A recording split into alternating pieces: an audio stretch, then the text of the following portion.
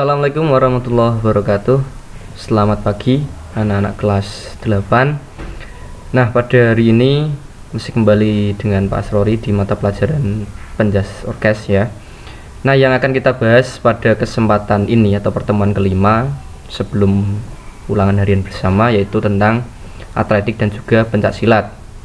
Nah, sebelum kita mulai, alangkah baiknya kita membaca basmalah bersama-sama. Semoga kalian diberikan kemudahan, diberikan kelancaran dalam pembelajaran, dalam memahami materi yang akan Bapak sampaikan. Bismillahirrahmanirrahim.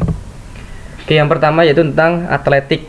Nah, atletik adalah gabungan dari beberapa jenis olahraga yang secara garis besar atau garis besarnya itu dikelompokkan menjadi lari, lempar, lompat, dan juga jalan. Nah, kata ini berasal dari bahasa Yunani, athlon, yang berarti kontes. Atletik merupakan cabang olahraga yang diperlombakan pada Olimpiade pertama pada tahun 776 sebelum Masehi. Nah, untuk induk organisasinya, nah itu federasinya di atletik di Indonesia yaitu PASI, yang kepanjangannya yaitu Persatuan Atletik Seluruh Indonesia. Oke, kemudian cabang-cabang atau nomor-nomor dalam perlombaan atletik yaitu yang pertama ada namanya lompat tinggi, lompat jauh, lompat gala, lari jarak pendek, lari jarak jauh, lari estafet, tolak peluru, jalan cepat, lempar lembing, lempar cakram, lempar martil, dan juga panahan. Nah ini. Oke, yang akan kita bahas yaitu tentang jalan cepat dan juga lari jarak pendek di atletik ini. Yang pertama, jalan cepat atau race walking merupakan cabang olahraga atletik berjalan gerak maju dengan melangkah tanpa adanya hubungan terputus dengan tanah. Nah, jadi selalu berhubungan kaki yang satu dengan kaki yang sebelah kanan dan kiri gitu, selalu berhubungan.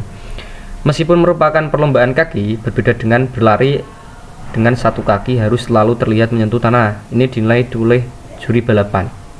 Nah, jadi tidak ada gerak mengudara, jadi selalu berhubungan menyentuh kaki, menyentuh tanah. Biasanya diadakan di jalan raya atau di jalur lari. Nah, untuk jarak umumnya berkisar dari 3000 meter hingga 100 km. Oke, sekarang tahapan melakukan jalan cepat ya. Oke, yang pertama tahapan postur atau postur badan kalian. Ketika berjalan, berdiri tegak, jangan membungkukkan bahu atau punggung Anda. Tegak ya, nggak boleh bungkuk. Nah, gitu. Kemudian jangan mencondongkan badan ke depan atau ke belakang. Nah, jadi lurus. Jaga pandangan mata Anda ke depan, lurus ya. Kepala dan dagu lurus ke depan sehingga tidak membuat otot leher atau punggung jadi tegang. Nah, kemudian angkat bahu ke atas dan turunkan. Lakukan gerakan ini sekali-kali sambil berjalan. Nah, ini untuk tahapan posturnya. Yang kedua yaitu gerakan lengan tangan, lengannya ya. Oke, tekuk lengan tangan Anda membentuk sudut 90 derajat. Nah, siku-siku ya, dan kepal kedua tangannya atau kepalnya ini ya.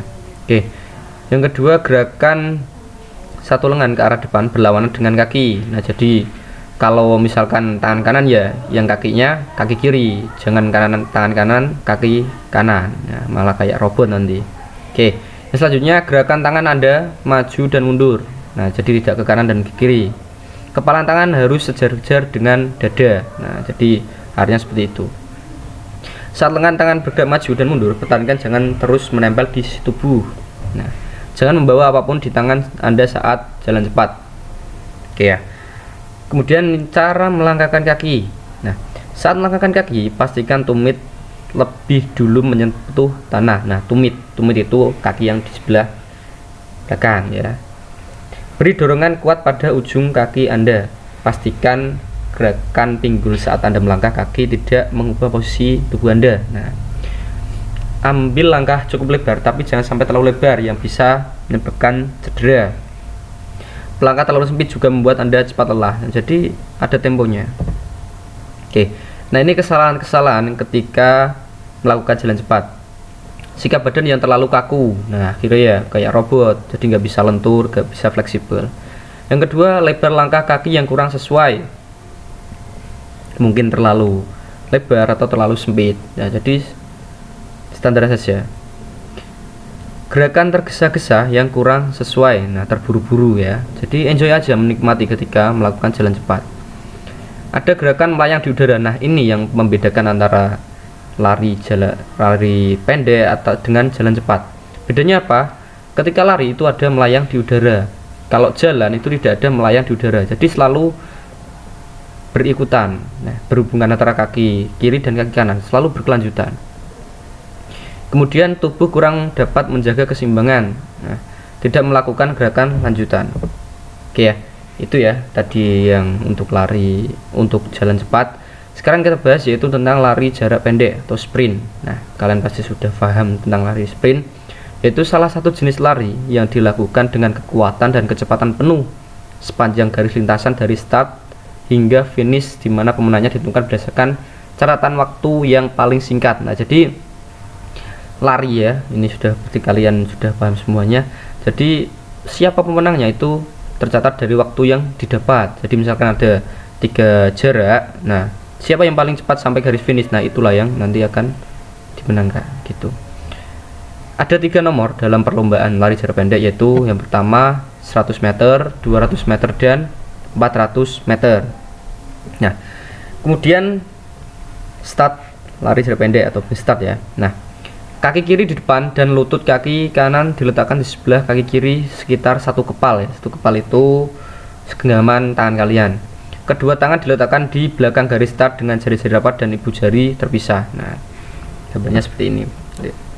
Oke, hal-hal dasar yang harus kalian pahami dalam lari jarak pendek yaitu tubuh sedikit condong ke depan saat berlari, kedua lengan sedikit fleksibel 90 derajat. Nah, otot-otot bagian depan dan kedua lengan tetap keadaan rileks, santai ya. Tungkai bawah ditolakkan dengan kuat sampai lurus, dan pengangkatan pada depan diusahakan sampai posisi sejajar dengan tanah. Pinggang tetap dalam posisi ketinggian yang sama selama berlari. Nah, ketika mencapai finish, nah ini yang harus kalian perhatikan.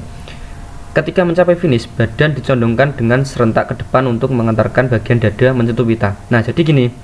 Jadi ketika akan menyentuh pita, biasanya ada pitanya ataupun garis finish. Nah, itu yang kalian dulukan itu bagian tubuh yang mana, Nana? Nah, jadi bagian dada, bukan kaki dan juga bukan kepala, dicondongkan seperti itu.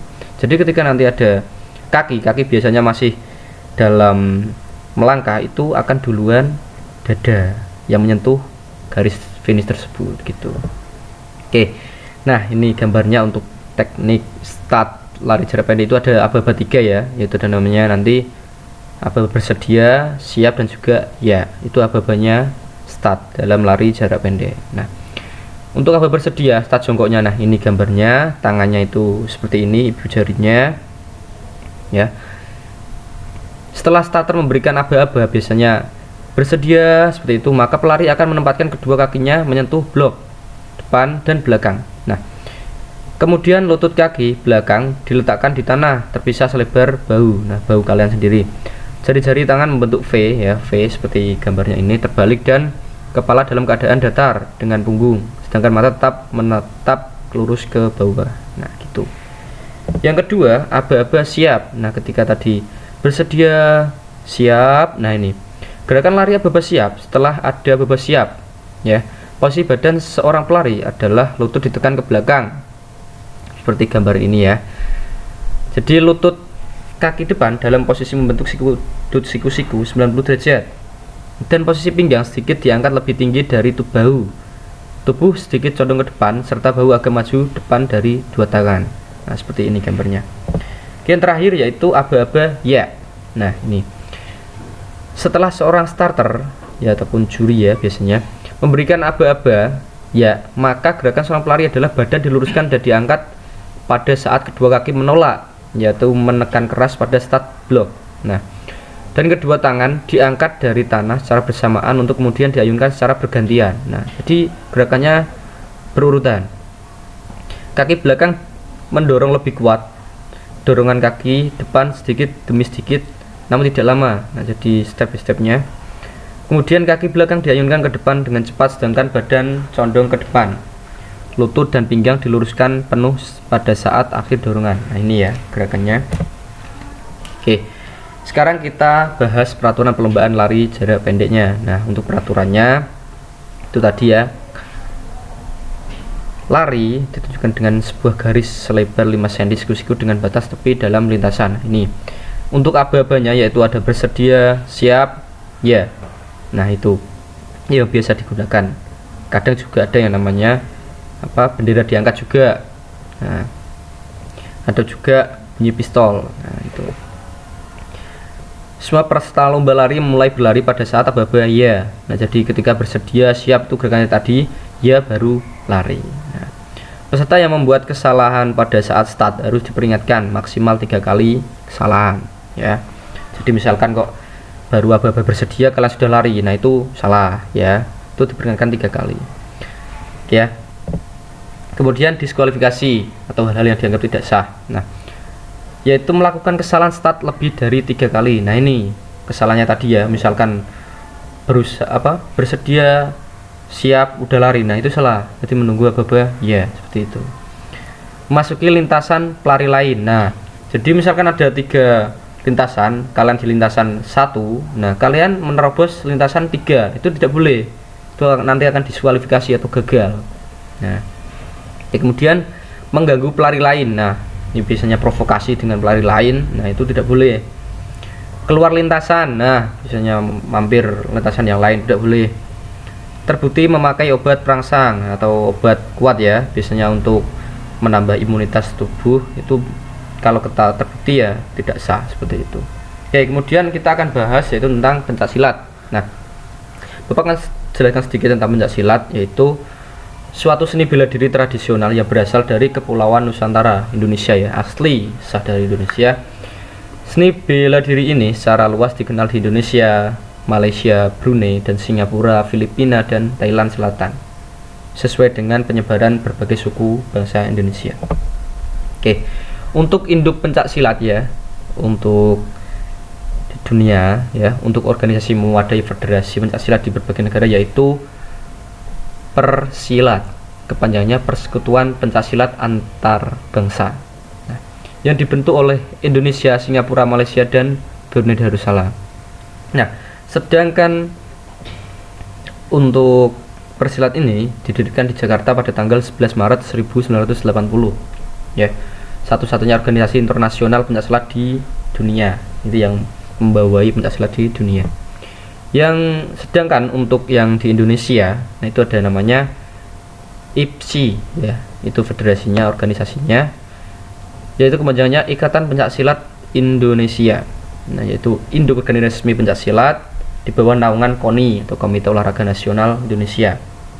Nah jumlah perguruan pencaksilat sangat banyak ya, terutama di Indonesia, dan berdasarkan catatan PB IPSI ya, itu sampai dengan tahun 1993 telah mencapai 840 perguruan, nah cabang-cabangnya.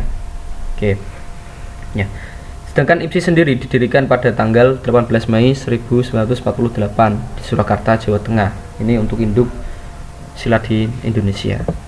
Oke, nah ini untuk cabang-cabangnya akan Bapak jelaskan sedikit. Ada Persaudaraan Setia-Hati Teratai atau PSHT, Keluarga Silat Nasional Indonesia Percaya Diri, Merpati Putih, ada Tapak Suci Putra Muhammadiyah, ada Mataram, ada Perguruan Pencak Indonesia Harimurti, dan sebagainya. Nah ini ada juga Kerasakti dan sebagainya. Nah ini nama-nama perguruan yang ada di Indonesia, seperti itu ya. Sebelum kita tutup pelajaran pada pagi hari ini, mari kita berdoa meminta kepada Allah semoga kalian ketika nanti UHB atau ulangan hari bersama diberikan kemudahan dan kelancaran. Al-Diniyah, Al-Fatihah. Oke, dan untuk sesi ini silakan nanti kalian kerjakan soal latihan di Google Form yang linknya ada di bawah ini video ini. Sekian, wassalamualaikum warahmatullahi wabarakatuh.